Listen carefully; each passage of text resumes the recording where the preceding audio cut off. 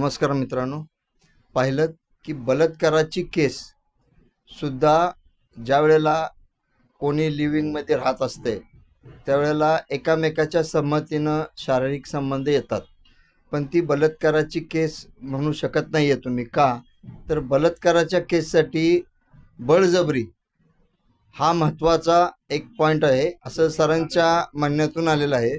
तर या केसच्या संदर्भात बरीचशी काही माहिती आहे, पण एक आपण सरांना अशी एक रिक्वेस्ट करू की अजून काही, आता ही केस फार सेन्सिटिव्ह आहे, तर समाजामध्ये चार लोक ज्या वेळेला अशा गुन्ह्यांकडे पाहतात किंवा आता जो सरांचा अश्लील आहे, जो आरोपी म्हणून सिद्ध केला कोर्टामध्ये, त्याच्याकडे समाजाचे चार लोक बघताना थोडेसे वेगळ्या विचारानं बघतात. कारण बलात्कार हा गुन्हा फार मोठा आहे, पण समाजाच्या दृष्टिकोनातून तो माणूस समाजाच्या बाहेर आहे जो बलात्कार करतो.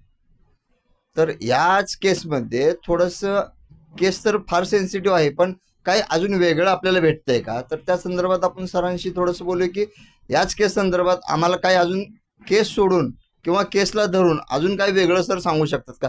सर अजून तुम्ही काही म्हणजे समाजाला दृष्टिकोन धरून किंवा केसला धरून असं काय आत्ता जे बोललो आपण त्याच्यापेक्षा काही वेगळं सांगू शकता की अशा घटना किंवा अशा घटनेबाबतीत काय बोलू शकतात का? ही घटना ॲक्च्युली खरंच सेन्सिटिव्ह आहे.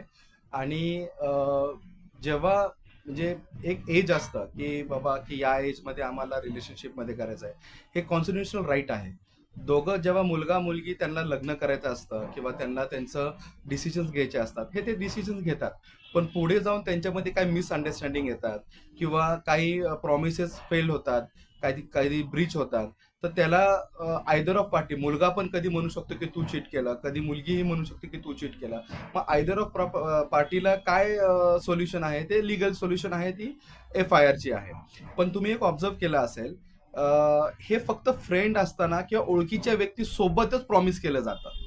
हे नॅचरल आहे, अगदी जवळ आहे, ज्याच्यावर आपण पूर्णपणे विश्वास ठेवू शकतो अशा व्यक्ती. त्या व्यक्तीसोबतच प्रॉमिस फेल केलं जातं किंवा आयदर ऑफ पार्टीनी क्लेम केलं असतं की मला तुझ्यासोबत हे करायचंय की ज्याने की मी लग्न करेल वगैरे वगैरे. पण तुम्ही जर बघितलं निर्भयाची केस, आपण जर बघितली, निर्भया ही व्यक्ती ओळखीची नव्हती कोणाला. डायरेक्ट ते लोक आले बसमध्ये, त्यांनी किडनॅप केलं आणि ती घटना घडली. खूप अनफॉर्च्युनेट गोष्ट होती ती.